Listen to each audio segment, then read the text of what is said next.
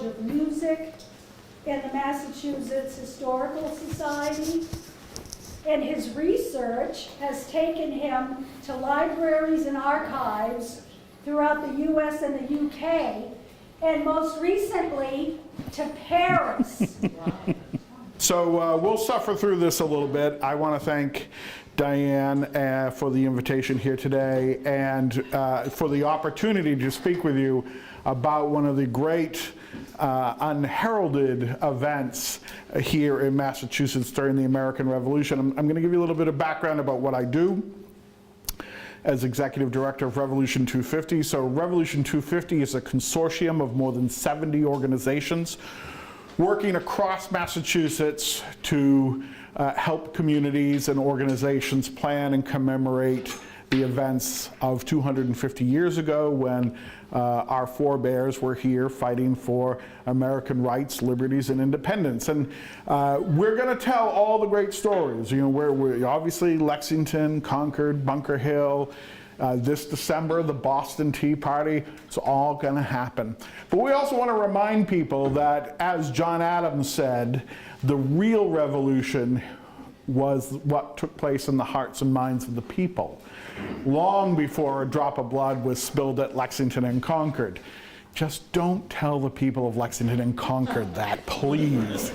Never hear the end of it. Anyway, so we've been working with communities from Provincetown to Pittsfield, from Newburyport down here in New Bedford, to find those stories that speak to their communities and to their role in the American Revolution. And you know, one of the things that I have said since I took this job back in 2017 was that you know, for the people of Philadelphia, and really for much of our, let's say, political electorate, when you say 250 years of America, what do you suppose they think about? July 4th, 1776. That's right. Like, we were not something one day and we became something the next day, and everything that happened on either side of that date doesn't really matter. So America 250, which is the national semi-quincentennial, that is the word, semi-quincentennial, is working on the premise that all people are going to want to celebrate is July 4, 2026. And they don't want to do, I mean, if they talk about anything that happens before that, it's just to build interest towards what happens in Philadelphia, July 4th, 1776. And then they don't want to talk about anything after that, which, as you can imagine, our friends in the Carolinas and Virginia, it just makes them so very happy because, of course, most of their story occurs long after that. Here in Massachusetts, a lot of our events are front-loaded, except for this one, for instance. So I'm going to see if I can boot this machine back up. Anyway, so as an example, I don't know what's asking me all kinds of questions. I just want to look at the presentation. So as an example, in March of 1776, the General Court of Massachusetts asked every town across the Commonwealth to vote on the idea of independence, and whether or not you and your neighbors would support independence if the Continental Congress decided to vote on it. And so about 220 towns in 1776. We have answers from about 150 of them, and 148 of them absolutely supported independence. Two, meh, maybe, maybe not really sure. Dartmouth, 100% in favor of independence. So this is largely what Revolution 250 is working on, and we're working with partners all, not just across Massachusetts, but really all across New England, on telling the story of New Englanders during the American Revolution. And here, today, we're talking about the burning of New Bedford. So nothing happens in a vacuum, of course, so just a little bit of review of what has gone on before General Gray and his troops arrived in New Bedford. So, of course, victory at Saratoga, woohoo, yeah, big day. We captured Burgoyne and his army, and we bring them all back here to Massachusetts, and U.S., the nascent, soon-to-be liberated United States signs a treaty with France, and then in April of 1778, France actually puts together its first military force, which is a fleet of 16 ships, almost 10,000 sailors, and 1,000 soldiers under the Comte d'Estaing, who are going to come to help George Washington and his army in whatever way Washington thought would be most useful. The French arrive off the Delaware River in July, and they have a little confab with Washington, and Washington suggests that he goes to Newport to help the American troops under General Sullivan liberate Newport. Newport, of course, had been in British hands since 1776, and it was a nice deep water harbor on Long Island Sound to help preserve British transports and shipping from raids by privateering. Privateering is a big industry in Massachusetts. So we would not have won the war without privateers. They capture all kinds of great supplies, gunpowder, which of course we don't make a lot of at the time, and weapons, uniforms, foodstuffs, anything and everything. And a lot of those ships are being sent into ports. The North Shore, in particular, does a lot of privateering. Newburyport, up along the Merrimack River, we've got Gloucester and Rockport and Salem, and all those communities largely built on the profits and spoils of privateering. Then we've got other communities, even Plymouth, with its very shallow harbor, is sending out privateers all along the Cape, and of course here in New Bedford. And I'm sure most of you know the history of New Bedford, and I don't want to be pedantic in any way, but it's not the great whaling port of the 19th century. I think we can all recognize that, at least at this point. There are whaling ships leaving from New Bedford. There is whale oil being brought into New Bedford at this time. And of course, its greatest claim to fame, as far as this year is concerned, is of course it's the place where the Dartmouth was built, which brought not just the tea from London, but also the first books of poetry written by Phillis Wheatley, an enslaved African living in Boston. And so the Dartmouth is built here, so it's a burgeoning port, and the Roach family has a lot to do with that. They're building warehouses, they're building rope walks, all the maritime trades are being carried on here in Bedford Harbor. Similarly, smaller ships are being built anywhere they can. They're building ships all along the coast of Cape Cod, obviously Martha's Vineyard, Nantucket, and even at Aiken's shipyard over in Padenarum. And they are, it's a hive of activity, and the war takes its turn, takes its toll. The British occupy Newport, and the Americans are desperate to drive them out. So a call goes out. Washington's going to send up the French fleet. General Sullivan is asked to put together a force, but it's not just in. This is actually, I think the Battle of Rhode Island is one of the great untold stories of the Revolution as well. Of course, it happens in 1778, right before the burning of New Bedford. It's key to this story. And Sullivan assembles a force of more than 5,000 soldiers. Some of them are continental. You have a lot of great names of the great and the good here. You've got John Lawrence from South Carolina is up here. You've got the Marquis de Lafayette is up here. You've got a lot of Boston militia coming down, so soon to be Governor Hancock is bringing the Corps of Cadets down. You've got Paul Revere coming down with Thomas Craft's artillery. So a lot of names that have come down to us through our American history that we know and recognize are taking part in the Battle of Rhode Island, along with a lot of names we don't know. People that are, some of us may be descended from, who, lived and worked in the south coast of Massachusetts, the South Shore, and those are the militiamen going over to Providence, and some of them go to Providence, some of them go to Tiverton, but they're surrounding that whole northern end of Aquidneck Island. So in July, Sullivan is beginning to raise these troops, gathering them. You've got 5,000 people. I mean, are there 5,000 people in Tiverton today?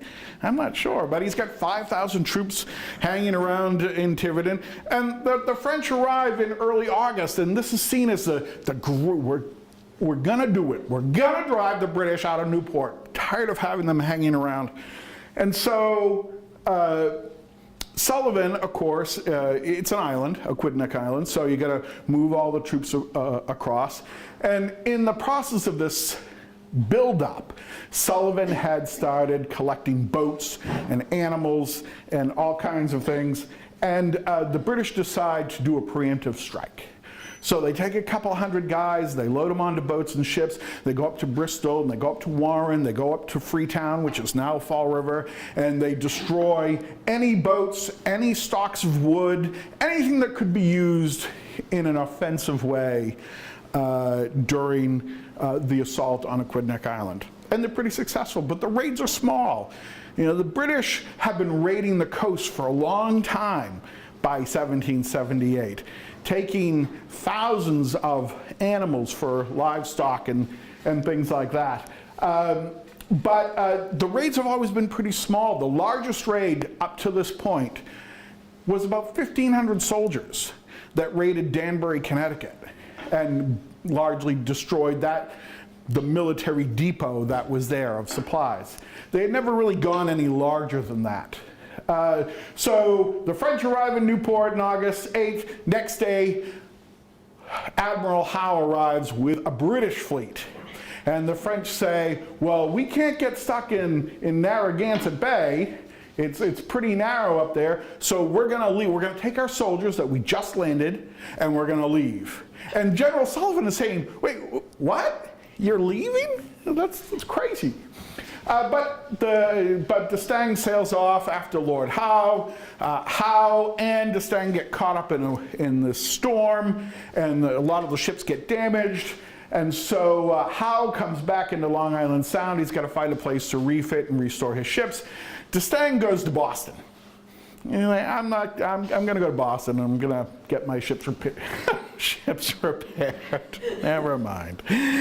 Anyway, so Sullivan now has 5,000 soldiers on an island trapped with a British army that is bigger than his, and there's now this new fleet of British warships in Narragansett Bay. But, he's going to give it the old, well, he's from New Hampshire, so he's going to give it the old Dartmouth College try. And so they go down into Newport. They besiege Newport for a few days. But when Howe's fleet comes in, Sullivan says this is untenable. And so he marches his soldiers back to the north end.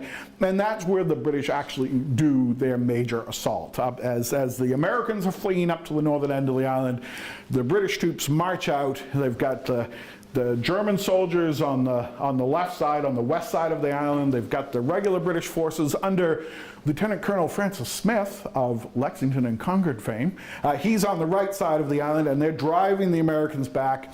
They assault the Americans up at the north end of Aquidneck Island, and with acceptable losses, if anything is such, Sullivan's able to get his soldiers off the island. But then they stay there. He's got 5,000 guys just hanging around. They're camped in Providence, they're camped in Bristol and Warren, they're camped in Tiverton, and they're just sitting there. In the meantime, while all that is going on, General Clinton down in New York decides, you know what, those poor folks up in Newport, they're going to need some help. We're going to put together a force, we're going to go help them out. So he gets his most able commander, Charles Grey, the first Earl Grey. Not to be confused with the second Earl Grey, who's responsible for the tea. But the first Earl Grey, he's actually, his nickname is No Flints. No Flints Grey. And he got the nickname because of the Battle of Paoli, in which he led a surprise attack on an American encampment at night. And to make sure that his soldiers wouldn't accidentally fire their muskets and let the enemy know they were coming, he had all of his men remove the flints from their muskets. Bayonets only. And in they went. And it was a bloody little affair. Today, a lot of people know it as the Paoli Massacre. But this Grey gets his nickname as No Flints. And he gets his troops together. It's about 4,000 of them. And they're going to go reinforce Newport. And he's sailing up the Sound, and who should he run into but Lord Howe. Lord Howe coming back and saying, nope, Battle of Newport's all over. No need to worry about it. And Howe says, well, look, he says, I've got a battalion of light infantry, a battalion of grenadiers, and then I've got 2, 4, 6, 8 regiments of foot, some artillery, and a corps of pioneers. We got to give them something to do. I mean, we've been on the ship now for a couple of days. We want to give them something to do. And so Howe says, well, why don't you go... That's awesome. Why don't you go attack New London? There was a nest of privateers in New London, and he said, they're really driving me crazy. We know that there's a small fortification there. Just take them and go attack New London. So they sail down to New London. They get there late in the day. This is September 1st. And as they're sailing, one of the smaller ships is closer to shore, and they can hear muskets going off, alarm bells ringing, maybe an artillery piece being shot off, and he says, I think they know we're here. And No Flint says, yeah, maybe we won't attack, because if they're rallying the countryside, we could be in real trouble. He says, let's not attack here. Let's go someplace else. And so they sail further up the bay. And of course, one of the places they had on their list, and we can talk about how they got this intelligence, because that's an important part of the story, they decide to attack Bedford Harbor. And Bedford Harbor, again, because of its privateering history, had long been a thorn in the side of the British authorities. They know that in Bedford Harbor, on that moment, there's more than 70 ships in Bedford Harbor. And most of them are captured merchantmen, captured vessels, not all captured by the Americans. There were some very large ships that had recently been captured by the French fleet and sailed into Bedford Harbor. And so they decide that that's where they're going to attack. And where are they getting this information from? Well, they have 2 men who are working with them that we know about in particular. One is Eldad Tupper, which is just a great name. I'm sure many of you may be looking at your children and grandchildren saying, I should have used the name Eldad.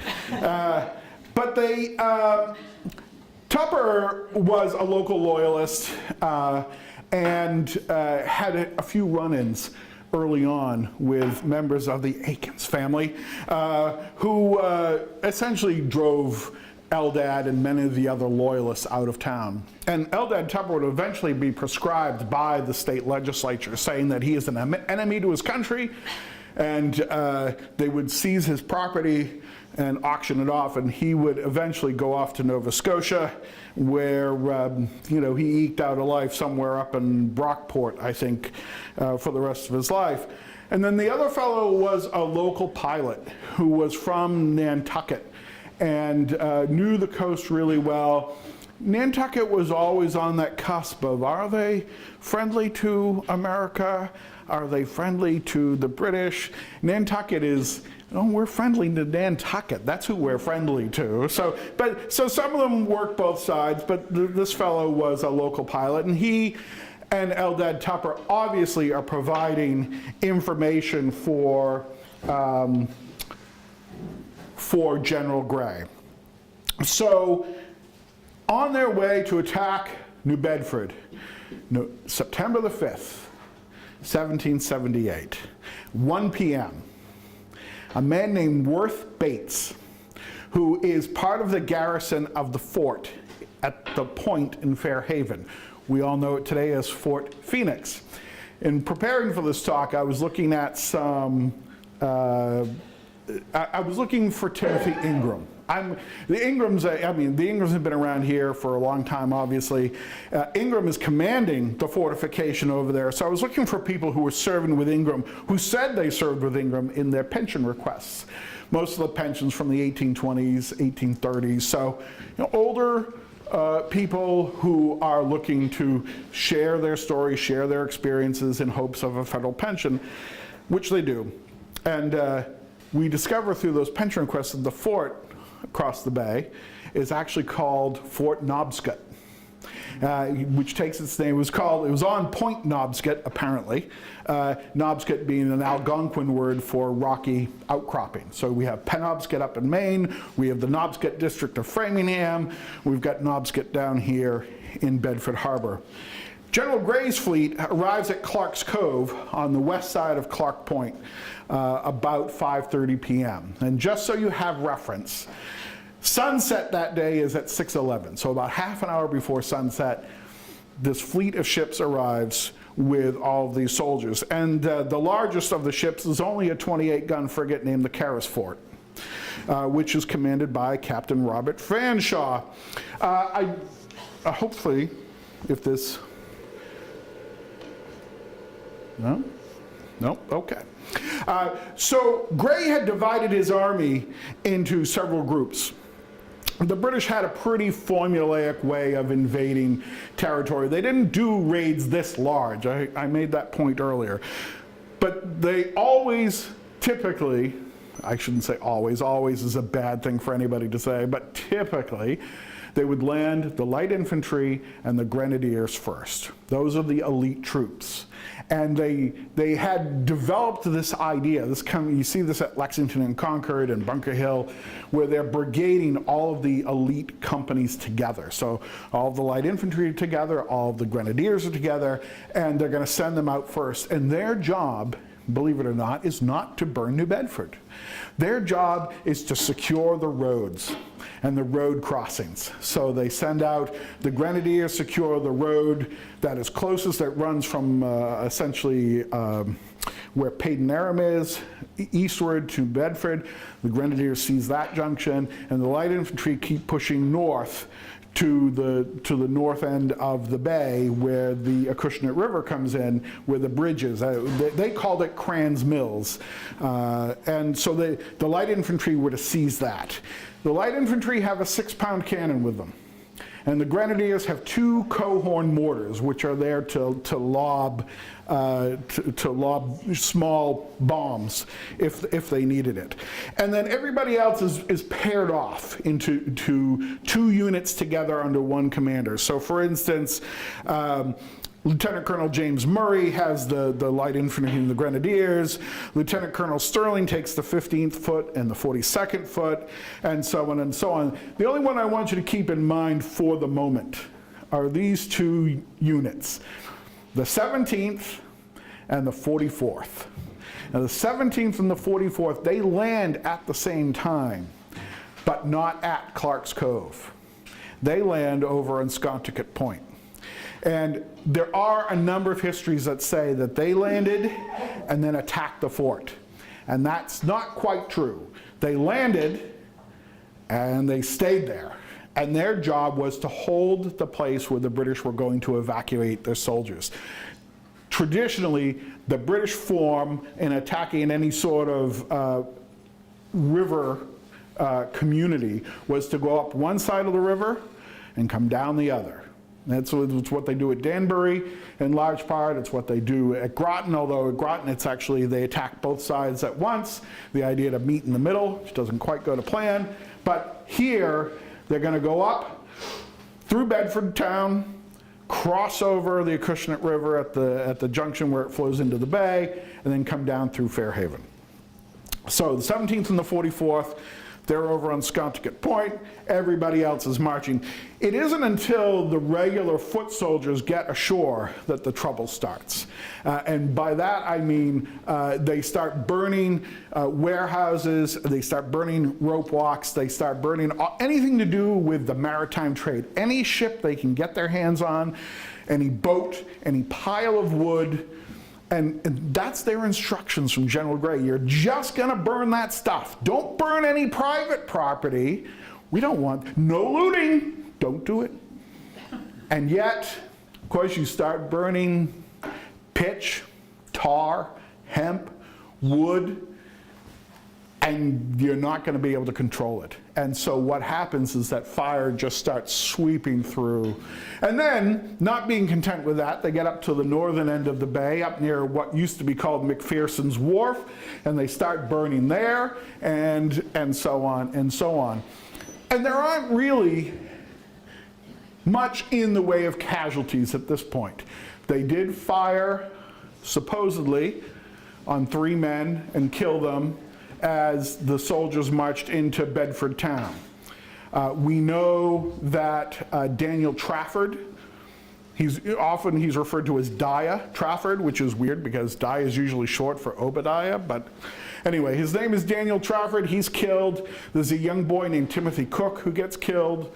And there's a man named Abraham Russell who is also supposedly killed, but I can't find an Abraham Russell to fit him to save my soul. I don't know where he is, but Russell, lots of Russells, lots of Abraham Russells. That may be part of the problem, but Abraham Russell was the 3rd civilian killed in Bedford. As they get to the north end of the point, quickly go through here, they had obviously, they had very accurate surveys of the coast. The British have been surveying the coast pretty much since the French and Indian War. We have a couple of maps of the attack, one of which is annotated by John Andre. Of course, he's famously hanged as a spy because of the whole Benedict Arnold debacle. But he's here as an aide-de-camp to General Gray.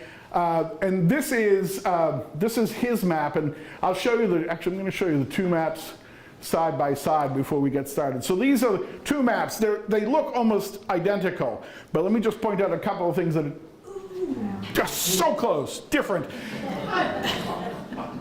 So the Andre notes where the troops go, and he does this in red pencil.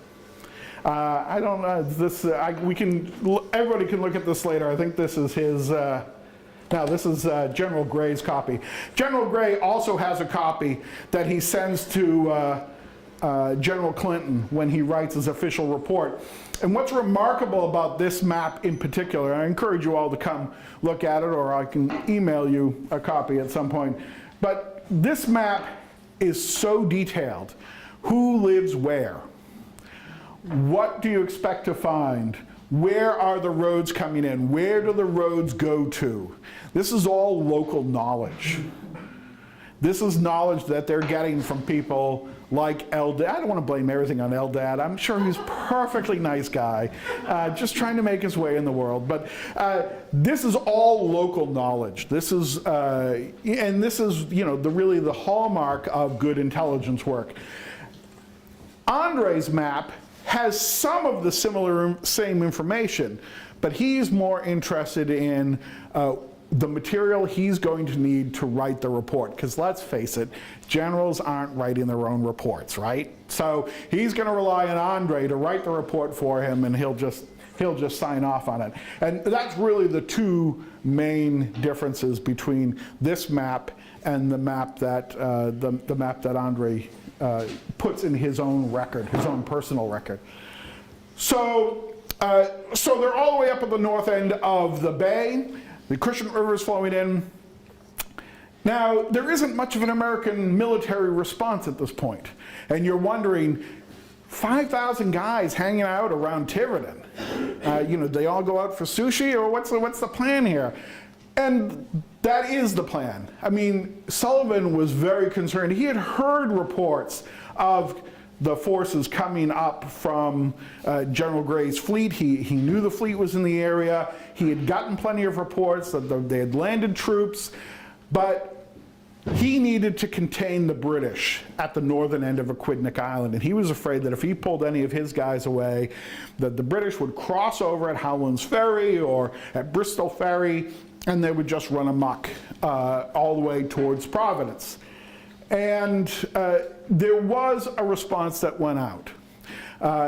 Thomas Crane, who I mentioned earlier, he was the commander of a train of artillery, and he had sent, on news that Gray was in the area, he had sent 1 cannon and about 10 guys.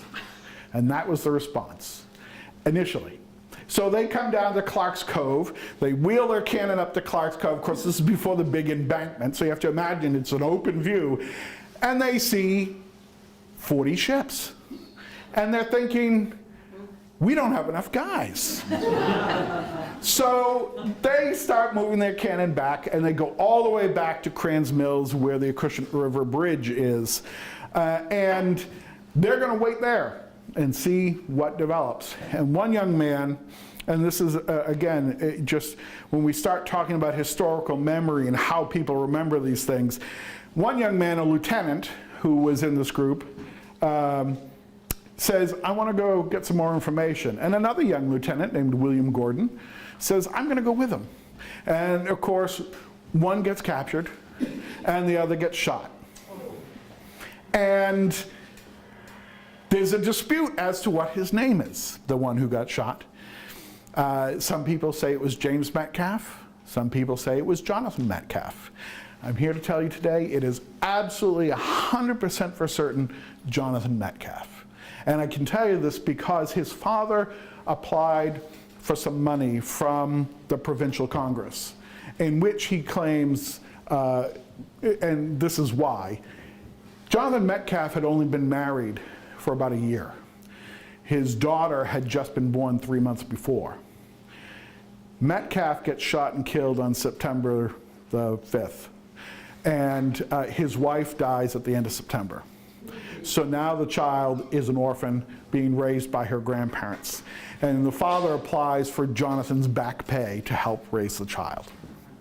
And so it's through this petition that we discovered this young man was actually from Dedham and had been part of Crane's artillery pretty much since the beginning of the war. And came down here and was killed, was buried locally after. He actually lingered for about 16 days in being wounded. Anyway, I don't know why I keep pressing the button. I'm an optimist, right? It's got to work at some point. So I want to talk about historical memory just for a minute, because William Gordon, the man who was captured, does file a pension application many years later, and he's talking about his experience, and he talks about being captured by the British. But in his pension application, talks about being captured by the British on Aquidneck Island. Doesn't say anything about his time here at Bedford, and yet every historical, in the 1820s and 1830s, when they start writing this story down, they talk about they talk about William Gordon so vehemently, absolutely, that he was here. So just very quickly, so you can see these little marks up here. These little hash marks up here, and this mark that crosses the two roads. He's showing you where the grenadiers were, where the light infantry went to prevent reinforcements. This little jog here is a part of the story I'll get to in a minute, but he really does a good job of taking, this is Andre, by the way, Andre taking notes based upon what people happen. I want you also to notice this name up here, which is West's. Do any of you here know the story of Washington's Bible? I just came across this yesterday, I kid you not. So supposedly, as the 46th Regiment was marching down through Fairhaven here, they set fire to Benjamin West's house and burned it and looted it. And the reason we know that they looted it is because the 46th Regiment, if you go to the 46th Regimental Museum in Cornwall today, they have what they call the Washington Bible.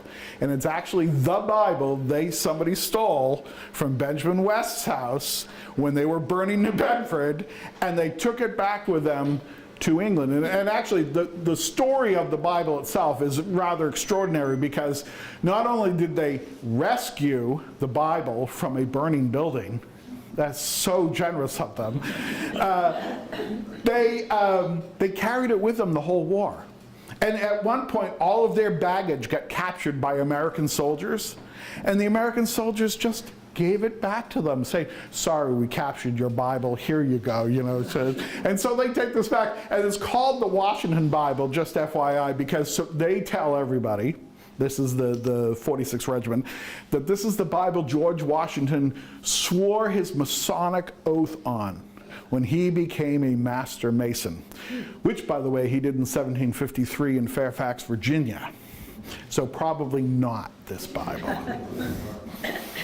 Anyway, so once they get to Fair, now this is all happening in one night. This is not, you know, they're doing this and then camping and eating and dining. They are just marching and burning and marching and burning, and they get down to Fairhaven. Now, as I said, their role was to get down to Sconticut Point, where their relief force was holding the exit door open for them. Now, one story says they got lost, and their local guide, Mr. Tupper, led them down the wrong road, and all of a sudden they walk into a fort. What's the fort? That's brand new information, right? You know, this fort at the end of the point, that's so weird. But in fact, we know that they were specifically looking at, it was an 11-gun fort. They'd been building it essentially since 1775, like most of the coastal fortifications. There was, in addition to the 11 guns, there was a barracks there for 200 men. Ingram had 40 guys. And when they saw the 17th and the 44th Regiment land on Sconticut Point, Ingram and his guys said, we don't have enough guys. Let's go away and see if we can find some more. So they march off 2 or 3 miles, looking for more militia to join them, and then they wait. And according to the same historical record, a young, brash man from Wareham named Israel Fearing rallies the men and says, do or die, and off they go to defend Fairhaven. And when they get to Fairhaven is early in the morning of the second day. And that's when they're actually fighting off another attempted British landing by a couple of, probably not more than 5 or 6 boatloads of soldiers who are going to burn and destroy. And actually they succeed not only in sort of repelling this second advance, but in killing a British naval officer, a young lieutenant, and wounding one of the other sailors in the boat. So the British decide, all right, well, we've done enough here. Let's keep going. So they go off now to Martha's Vineyard, where they are going to take 10,000 sheep off the island. Imagine what the house rental prices would be if you shared the island with 10,000 sheep. I think it would be significantly less than they are today. And they take all of the arms off the island, so they strip all the arms and ammunition. They take 1,000 pounds worth of cash off the islanders, and they make them swear an oath that they will not sell any goods to Americans, only to the British. You're only going to, or General Gray said, he will come back and reap the same destruction he brought to Bedford on the people of Martha's Vineyard, which was not very nice. In total, Gray would lose 1 man killed, 4 wounded, and 16 guys go missing, which is weird, right? Except you find out a year later that a couple of these guys have been hired by local militias to help them drill and train. And this was already happening in Freetown. They already had an ex-British soldier who was there. They destroy everything at Fort Knobscot, now Fort Phoenix. They burned the Aiken shipyard. They burned, let's see, in total, they made a claim. So John Hancock, when he became governor, he had this great idea. He says, you know what? We're going to sue the British for every piece of destruction they did along our coast. And he asked all these towns to write up reports about how much destruction did the British do in your community. And the only town that submitted a greater claim than Bedford was the town of Boston, where the British had been ensconced for the better part of a year. So about 150,000 pounds. Just to put it in perspective, when the Americans dumped 92,616 pounds of East India tea into the harbor, that was valued at just under 10,000 pounds. The equivalent to, you know, figuring out what something is worth today versus 250 years ago is always a little bit of a tricky biz. But let's say it's anywhere from $2 to $30 million, depending on your perspective and how you value things. Gray gets orders. He's going to go attack Nantucket, and Gray gets orders from Lord Howe and from General Clinton to return to New York. So he loads all of his guys back up. They sail back to New York. Gray is without question one of the most effective commanders in the British Army. He's pretty no nonsense. He's ruthless is not the word I would choose necessarily, but he knows how to achieve a goal when he sets about doing it. And at the end of the war, he will be made commander of all British forces in North America. Of course, this is after Yorktown, so they don't do a whole lot. So, you know, but he, you know, goes on to an illustrious command. The last thing which I will leave you with, so they arrived back in New York on September 17th. So the Americans lost 4 people dead. They captured about, the British captured about 20 people total and took them back to New York. We know this. Actually, one of the men was, he and his dad were in the fort originally when the British landed. And the way in which John Skiff and his father were captured is a little mysterious. But they go off to New York, and he's kept in prison for about 30 days until the British decide to let him go. This will be by far one of the most effective British landings during the whole war, as far as the goals that they had, devastating to the people of this region. Just in terms, not just in terms of money, but in terms of industry, in terms of fear. The idea of having it's the largest landing of British troops in New England during the whole war. 4,000 men landing all at once and laying waste to the countryside.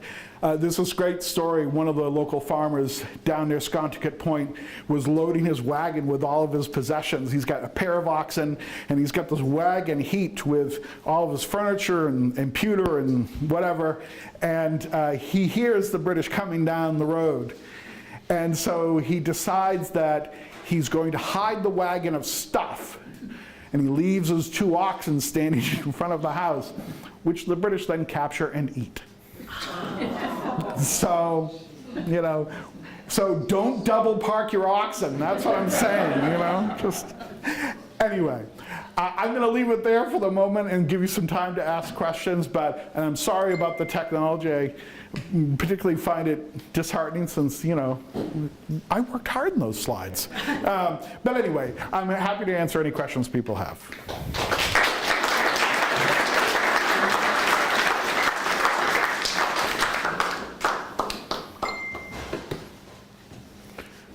Nothing? I said it all. Awesome. What was the name of the guy who ran away? The guy who, you know, I do know his name, but I don't have it memorized. But I can get it to you. Absolutely. Yeah. You mentioned Jonathan Metcalf. Yeah. The memorial plaque, unfortunately, says James Metcalf on Yeah. No, I see it. It pops up on Facebook from time to time, or in these various web chat things where people are saying, you know, somebody ought to fix that. That's it's hard. Traditions die hard for people, you know, and you know, we often don't embrace the humility, and I'm guilty as much as anybody of getting something wrong. But you know, this is an opportunity to correct the record. Apparently, his gravesite is unmarked. There's no mark. That's my understanding, yes. There was a monument put up sometime later, is my understanding, but I haven't seen it. okay. My cemetery plot's only 1,000 yards from his, Oh, and I walk through there a lot, and I haven't come across it. So. yeah, I love, I mean, it's not a great story, but I do love the Metcalf story. I mean, it's just so quintessentially the New Englanders' experience of war.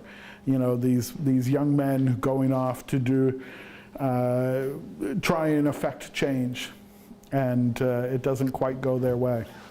Maybe that's the true story of all war, actually. Yeah. Doug. So what were those two communities in Massachusetts that didn't wholeheartely support independence? You're going to get me in trouble here. This is being recorded. Well, it's not any of the ones around here. It's the history. That's true. There was one of them was out in Worcester County, and I can't remember at the moment which one it was, whether it was Leicester or Spencer, maybe Spencer, I think. But the one I absolutely know is Barnstable. And there's a story behind it. I mean, you can't just throw them out of the bathtub. I mean, they were going through a bit of a rough period where their two leading Whig families were fighting each other. The Otises and the Crockers. And it all had to do with who had the superior militia unit and won't salute one group's officers, you know, and there was a brawl that broke out, and somebody capitalized on it and said, see, you vote for independence, this is what you're going to get. And when it came time for Barnstable Town Meeting to discuss it, they said, you know, we're not going to take sides.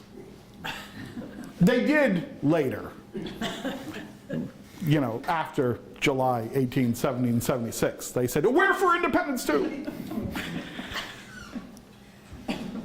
Yes, sir. Anybody? The West Family Bible. Yes. What regiment and where is it? 46th Regiment. It's in Bodmin, Cornwall.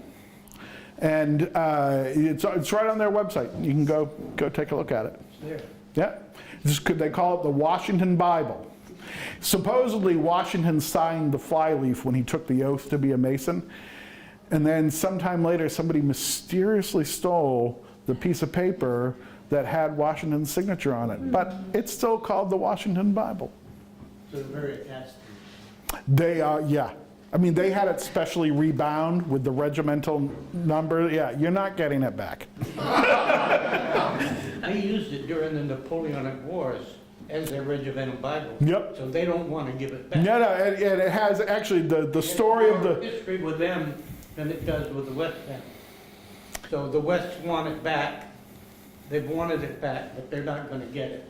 It's, if anything, I mean, let's learn from the Greeks.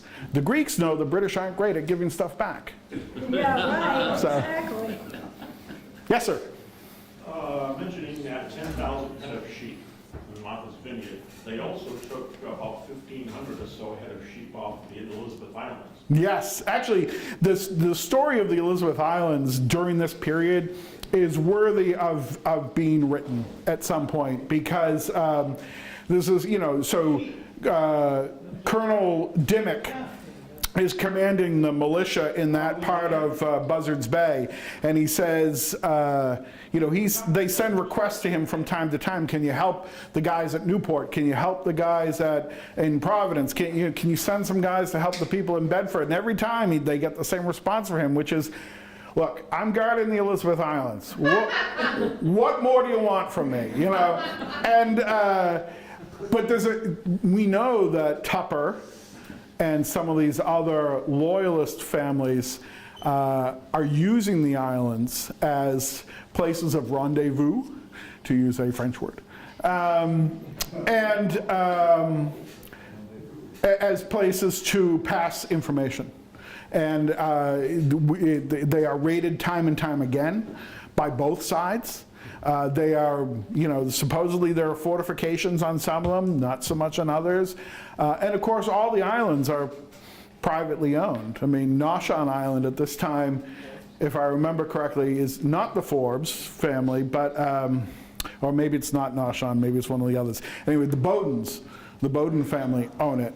And so yes, I agree. I think the Noshan story is definitely worth digging into. The British had an outpost there in Tarpaulin Cove. Yep. Yeah, Tarpaulin Cove is frequently utilized by the British Navy as a place of rendezvous for their ships. And Anchorage, yeah. I don't know much about the Cove myself. Is it a good place for anchorage? It is. Okay, perfect. Sounds great. Yes, ma'am. I grew up in the area in Japan, New York, where Andre was tried. Yeah. And that inn is still there and serves as